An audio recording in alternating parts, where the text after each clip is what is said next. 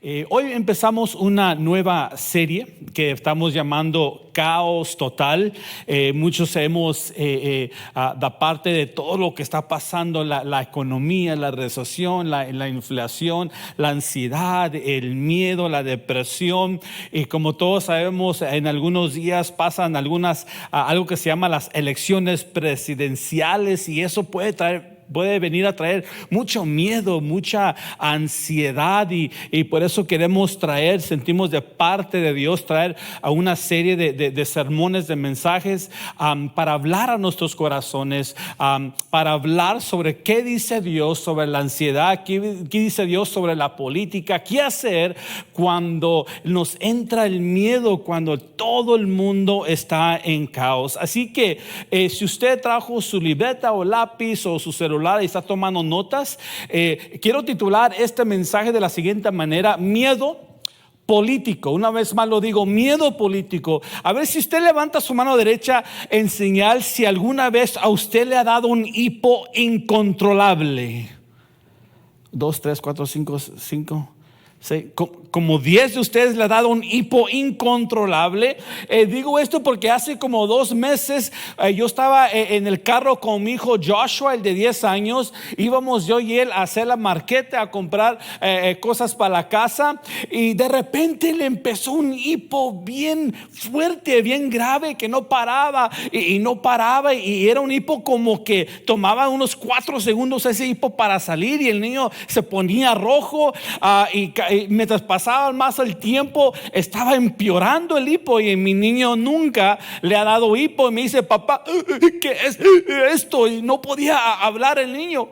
Llegamos a la casa, me preocupé un poco, y ¿sabe lo que hice? Me metí al internet para agarrar consejos sabios. Y puse ahí: ¿qué hacer cuando hay un hipo incontrolable? Y agarré unos consejos del internet y se los voy a mencionar ahorita. Un consejo que recibí es que agarra una bolsa de papel y que la persona que tiene hipo respire con esa bolsa en su nariz. Y dije: caray, pues no está haciendo drogas. ¿Qué está pasando aquí? Otro consejo era que tenías que detener tu respiración. O sea, como por 20 segundos. Y otro consejo era que la persona contara al revés de 30 a 0. Se imagina al revés. Yo no sé cómo se hace eso. Y otro consejo era que hay que asustar a la persona. Y brinca y le da miedo y como que se le quita el hipo. ¿Y cuál consejo cree que hice? Muy sabios ustedes tienen a Dios en su corazón. Agarré el niño y lo puse en su cuarto, y mientras él estaba viendo tele con su hipo, me acerqué a él y lo asusté, y brincó el niño. Papá, no haces eso, no me asustes, papá.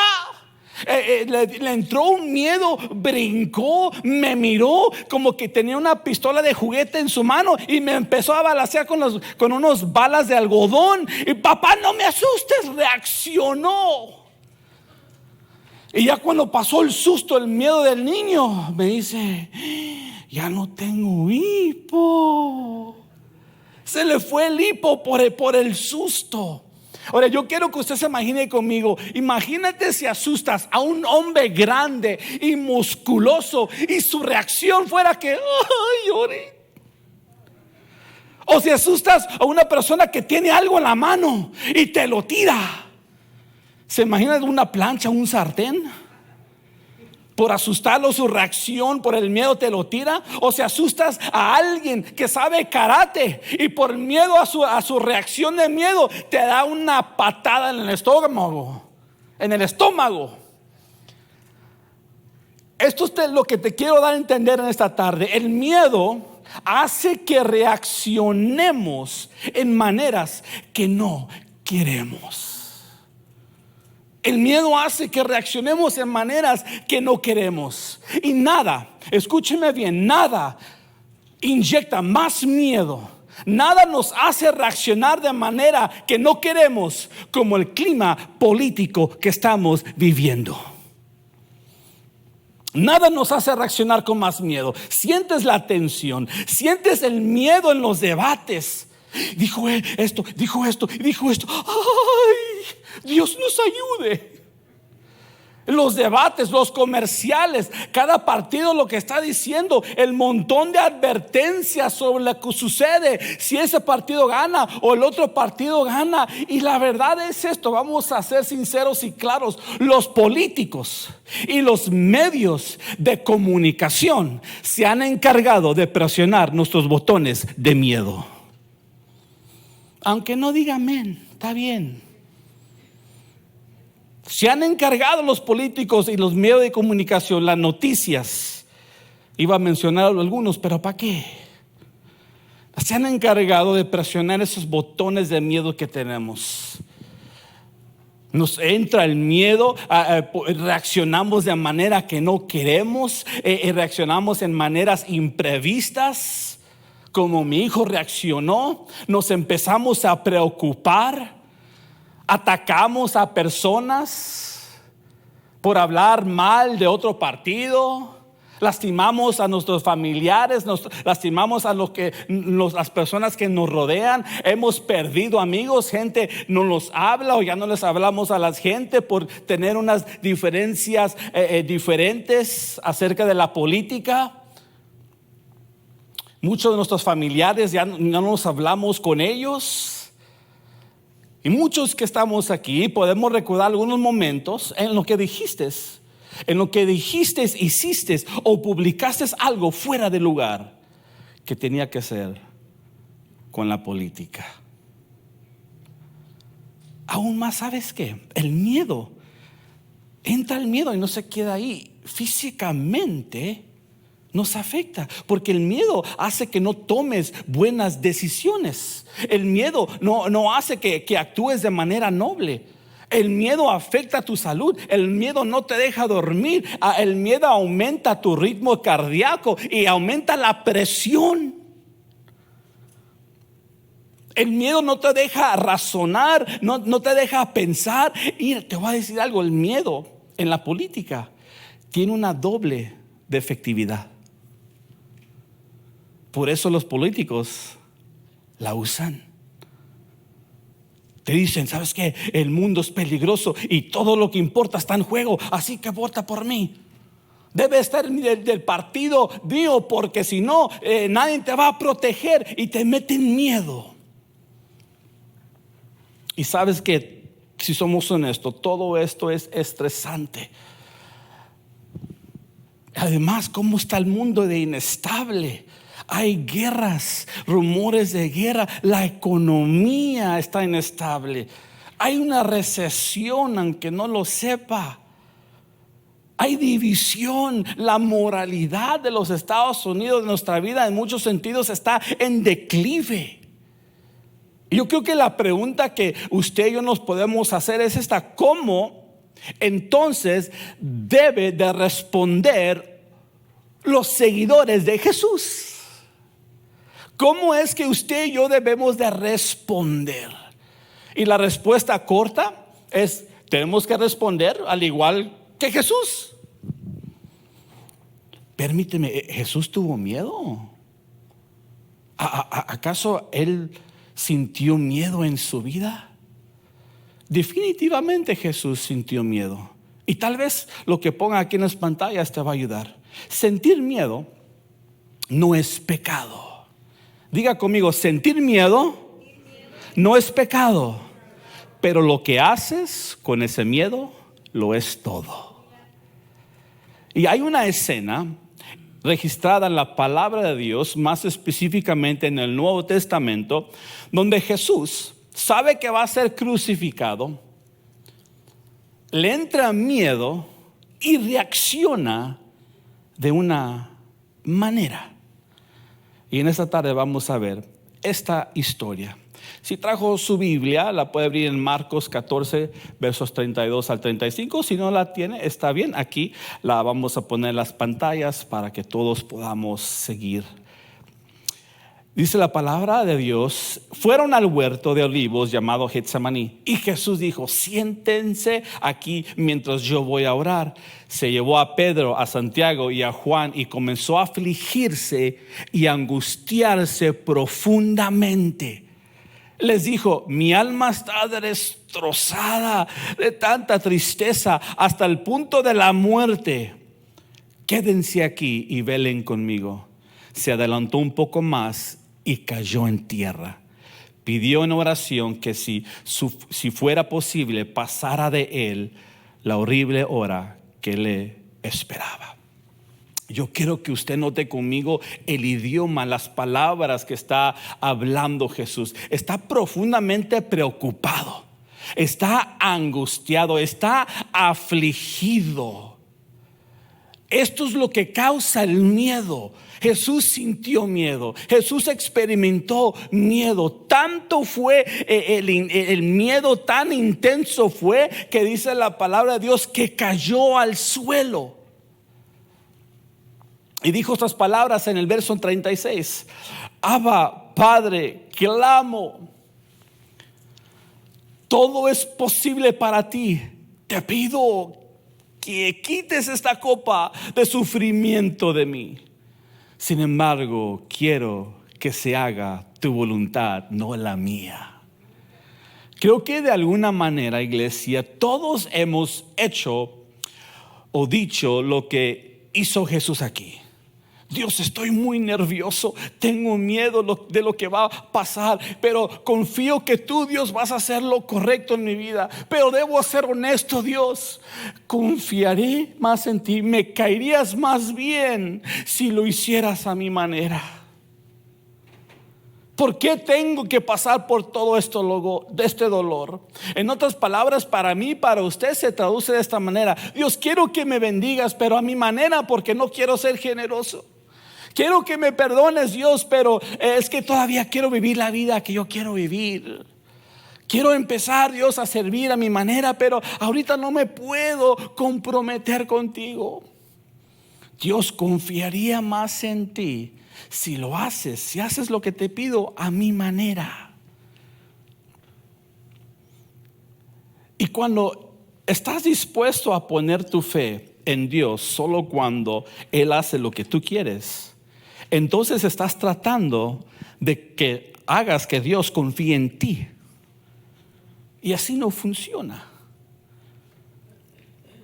Y en este caso Jesús logró y confió en Dios y pasó la prueba. Y luego vino la traición más grande. En el verso 43 dice: en ese mismo instante, mientras Jesús todavía hablaba, llegó. ¿Quién llegó? Dígalo como con ganas. Judas llegó, uno de los 12 discípulos, junto con una multitud de hombres armados con espadas y palos. Los habían enviado los principales sacerdotes, los maestros de la ley religiosa y los ancianos. Ok, ahora sí, todos mirándome aquí, todos los ojos aquí. Llegamos al momento donde Jesús temía por su vida, donde Jesús le dio miedo. Y sus amigos, sus seguidores, no sabían lo que estaba pasando. No sabían lo que estaba pasando, pero a ellos también le empezó a dar miedo. Y yo quiero que me siga aquí, y hay que hacernos estas preguntas. ¿Qué hizo Jesús al experimentar ese miedo cuando llegan estas personas, cuando llega Judas? ¿Qué hicieron los discípulos? ¿Cómo reaccionaron a este miedo? Bueno, tuvieron unas reacciones diferentes. Mire, en Marcos 14, 46, 47 dice: entonces los otros agarraron a Jesús y lo arrestaron. Pero uno de los hombres que estaba con Jesús sacó su espada e hirió al esclavo del sumo sacerdote, cortándole una oreja. Me imagino que uno de los discípulos de Jesús dijo: Jesús, no te preocupéis, yo te voy a defender. Saca su espada y le da a un soldado y le corta la oreja. Y me imagino que este discípulo de Jesús le dijo: Jesús, ya sabes que tú nos dijiste que dejáramos las espadas en la casa, pero nunca salgo sin mi espada, menos cuando voy contigo, Jesús. Otro hombre dijo, ¿sabes qué? Pues ni modo, yo me la traje y la voy a usar. Y ¡pum!, le cortó la oreja a uno de los hombres. La reacción fue de agresión. La reacción fue de tomar acción, de cortarle una oreja a un hombre. Miremos otra reacción en versos 50 al 52. Entonces todos sus discípulos lo abandonaron y huyeron. Mire qué miedosos. Un joven que le seguía solamente llevaba puesta una camisa de noche de lino. Cuando la turba intentó agarrarlo, la turba es los sacerdotes, el gobierno, intentó agarrarlo, su camisa de noche se deslizó y huyó. ¿Cómo? Dígalo fuerte. Unos respondieron al miedo con agresión, otros respondieron, no, yo me voy de aquí. Y desnudo, con las pompis y nada. Todos tenemos, cuando estamos enfrentando el miedo, todos tenemos dos respuestas integradas a nosotros. O peleamos o huimos. Esas son las respuestas que tenemos integradas en nuestras mentes. Por miedo, algunos de estos discípulos agarraron su espada. Por miedo, el otro discípulo amigo se fue huyendo desnudo. Y para agregar un poco, mire, escúchenme bien, para agregar un poco de interés a esta historia, ¿sabes quién fue verdaderamente para atrapar y arrestar a Jesús? El gobierno romano. Lo digo una vez más, el gobierno romano. Entonces esta historia es mucho más revelante para la política que estamos viviendo usted y yo hoy en día. Ya vimos cómo reaccionó un discípulo ante el miedo. Ya vemos cómo reaccionó uno de los que estaban con Jesús durante el miedo, huyó. Pero ¿cuántos quieren saber cómo reaccionó Jesús ante el miedo? Mire, ahorita le vamos a decir cómo responde Jesús en Lucas 22:51. Dice, pero Jesús dijo, basta. ¿Qué dijo Jesús? Basta. Y tocó la oreja del hombre y lo sanó. En medio de un caos total, en medio de un clima político, en medio del gobierno que estaba arrestando a Jesús, Jesús aprovecha no para responder y reaccionar con agresión, o Jesús no huye, Él aprovecha en frente del gobierno para actuar con amor. Qué difícil. Por eso es Jesús. Sana la oreja del hombre. Eso es lo más amoroso que Él puede hacer en ese momento.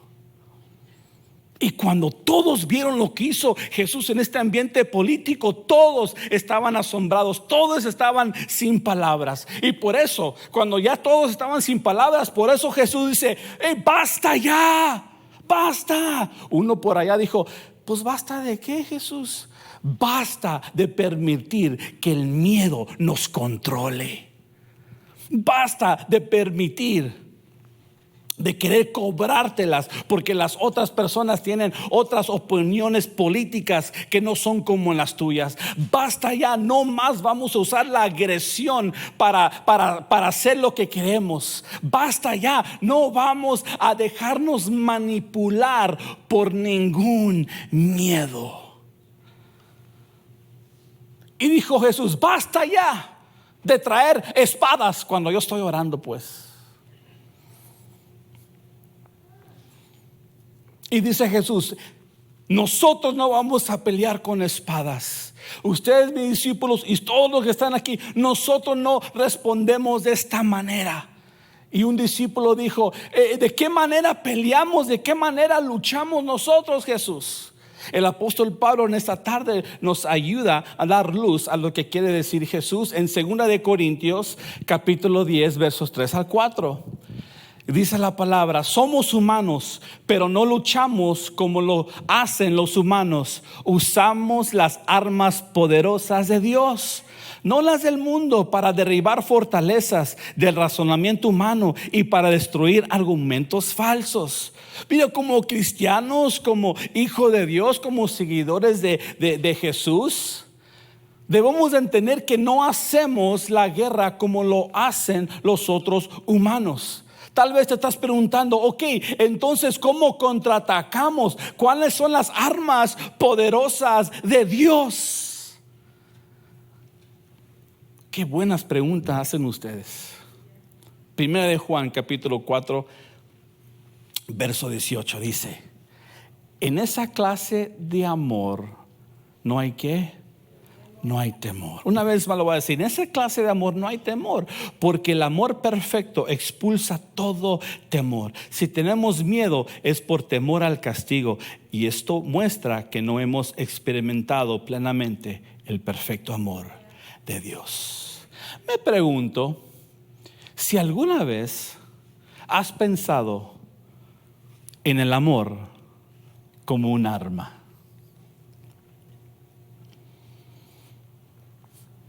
Tal vez estás pensando en el amor: oh, yo tengo mi espada, y a mí nadie me va a convencer y estoy listo para pelear.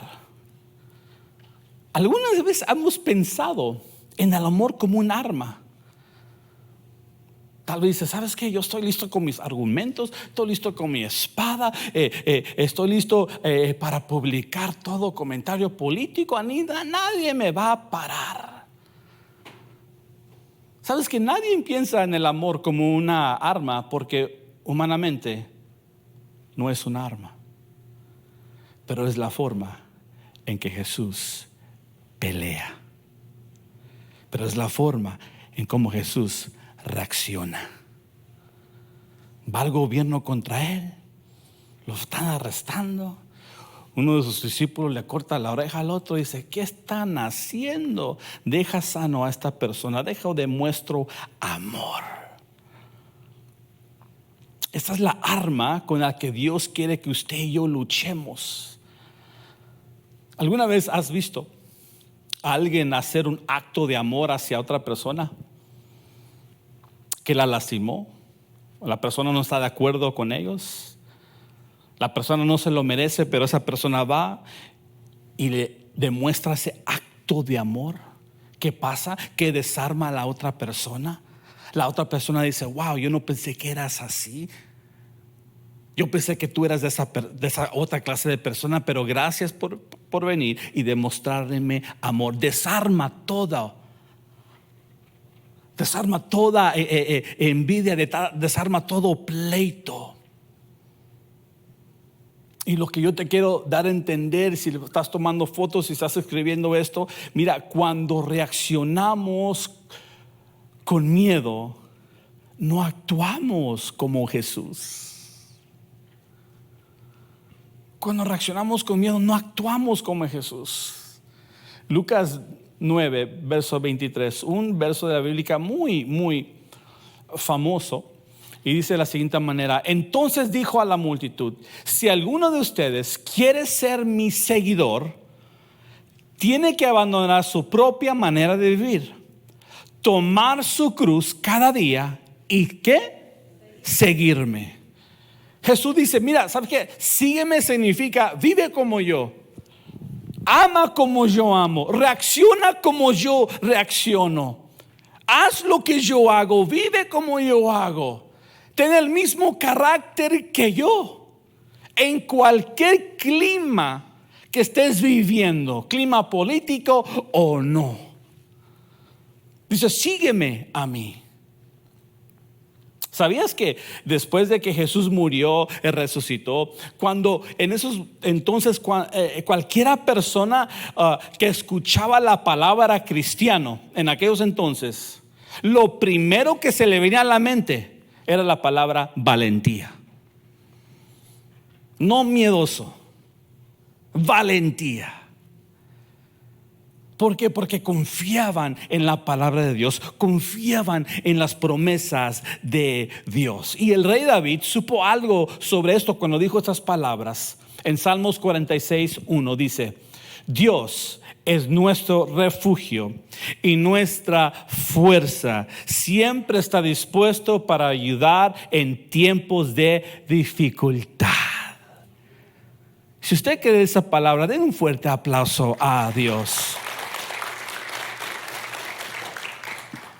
En tiempos de caos total, en tiempos donde no ves solución, en tiempos donde tal vez tu trabajo está reducido, en tiempo en tu familia si hay enfermedad, en tiempos de climas políticos desastrosos, como a David, usted y yo estamos diseñados no a tener miedo, pero a reaccionar sabiendo que Dios es nuestro refugio y nuestra fuerza, y Él está dispuesto para ayudarnos en cualquier dificultad. En cualquier dificultad. Dicho esto, quiero dar un giro de 180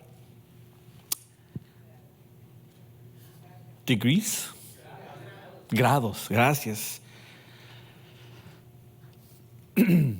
Gracias a Dios, iglesia, que vivimos en un país que nos pide nuestra opinión sobre quién debería ser el próximo presidente. Vivimos en un país que nos pide nuestra opinión. Yo creo que eso es una bendición. Y si tienes el privilegio de votar, el consejo como hijo de Dios es que votes de acuerdo a tu mejor comprensión de lo que representa Jesús. Mira, aquí te lo voy a poner, escríbelo, pon una foto, pero es esto: vota por el candidato que mejor representa los valores y morales políticos que enseña la Biblia. Que enseña la Biblia. No que enseñas tú, ni yo, no tus preferencias, ni mis preferencias, no mi color favorito, ni su color favorito. Vota por el candidato que mejor represente los valores y morales políticos que enseña la Biblia. Por ejemplo, mire, ¿qué enseña en la Biblia sobre tu libertad como hijo de Dios, como estadounidense que vives aquí en los Estados Unidos? ¿Qué dice la Biblia sobre el aborto? ¿Qué dice la Biblia sobre la paz mundial, sobre las guerras? ¿Qué dice la Biblia sobre el buen carácter o la integridad? ¿Qué dice la Biblia sobre el matrimonio? Te voy a decir algo, escúchame bien. Ningún partido es perfecto. Nadie, ningún partido es perfecto. Pero ¿qué partido se inclina más a las perspectivas eternas y bíblicas? ¿Qué partido defiende la palabra de Dios? Eso es lo que dice Jesús. Si eres mi seguidor, vive como yo, actúa como yo, piensa como yo,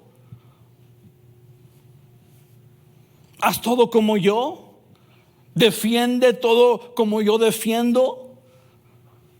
Y si somos honestos, si no sabemos qué dice la Biblia sobre la libertad, el matrimonio, el carácter, el gobierno mundial, una moneda, una religión mundial, vamos a tener que sentarnos a estudiar la palabra de Dios, abrir nuestra Biblia. Tal vez tú por primera vez, otros van a tener que abrir su Biblia más seguido para ver lo que dice Dios.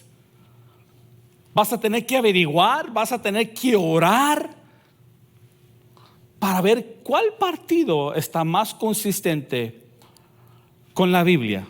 Amén. Y no con lo que dice la cultura del mundo. Una gran diferencia. Pero te voy a decir algo, independientemente tú de por quién votes, es tu cosa con Dios. Independientemente por quién votes, el mundo ya fue salvado hace 2000 años en una cruz.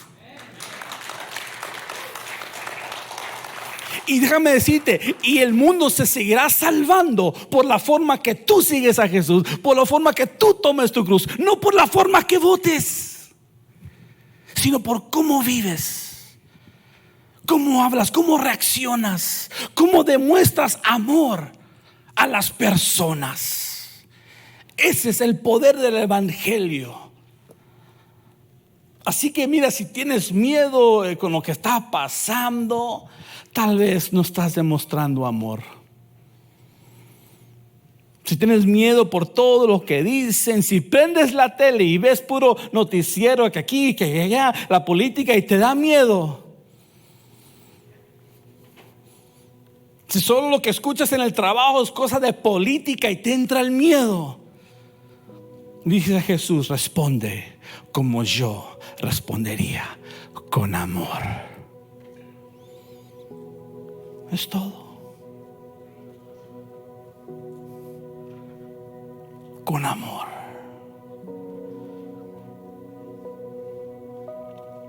Quiero darte una oración, una frase que tú puedas repetir en esta semana. Cuando entren esas ansiedades, ese miedo de qué va a pasar, y qué pasa si queda esa persona, qué pasa si no queda esa persona, y qué pasa si mi partido político queda y ya no me van a quitar mis privilegios. ¿Qué va a pasar? ¿Qué va a pasar? ¿Qué va a pasar? Usted no depende de un hombre. Su fe está puesta en Jesús. Eso es lo que quiero que hagas. Apaga tu tele, apaga tu celular, cierra tus ojos y dile a Dios esto. Dile: Dios, ayúdame a confiar en ti en medio de mi temor, y ayúdame a reaccionar con amor.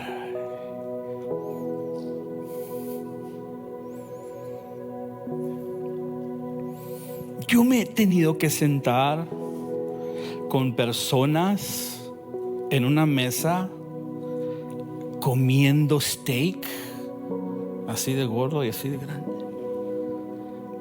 Y esas personas piensan, o sea, van con la cultura del mundo en vez de la cultura de lo que dice la palabra de Dios. Y hablan, y hablan, y hablan, y hablan, y hablan.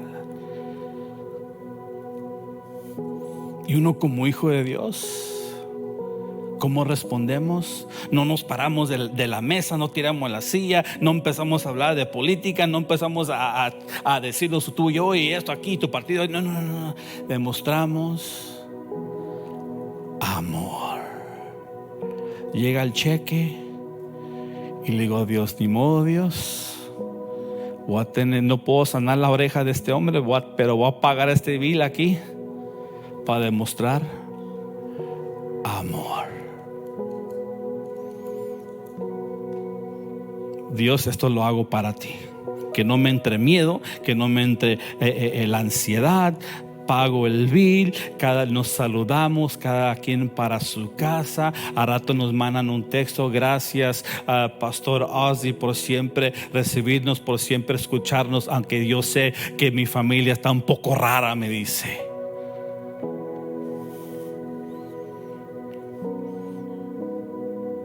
Dios ya salvó el mundo hace 2000 años y se volverá.